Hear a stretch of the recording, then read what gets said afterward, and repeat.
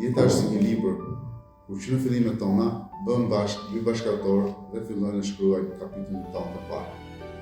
Kur ne rritemi, kuptojmë që ndoshta bashkëautorët kanë bërë gabim. Dhe çfarë ndodh? Ne mbetemi tek ato kapituj duke fajsuar bashkëautorët sepse ata e kanë shkruar kështu. Dhe jeta vazhdon. Hapet një kapitull i ri. Kur në atë kapitull neve na ndodhin shumë gjëra.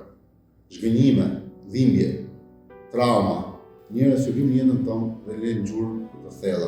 Kalojmë shumë situata në këtë kapitull kur lejnë vërtet njollë brenda nesh. Dhe ne shohim që shpirti jon ka një peshë të rëndë, pa e ditur se pse. Okej, ne dorëzohemi dhe marrim librin për të shkruar kapitull të ri.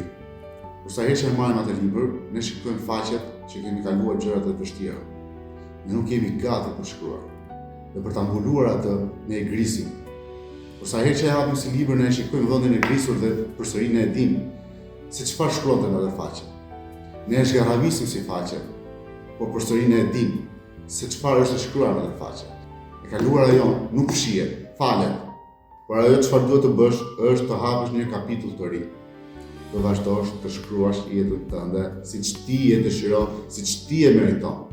Dhe kur ti të vazhdosh të shkruash kapitullin e ri, ajo barë brenda shpirtit tënd është hequr dhe ti atëherë do kuptosh sa i qetë dhe sa i lehtë është shpirti jot dhe se ti do vazhdosh të jetosh i lumtur.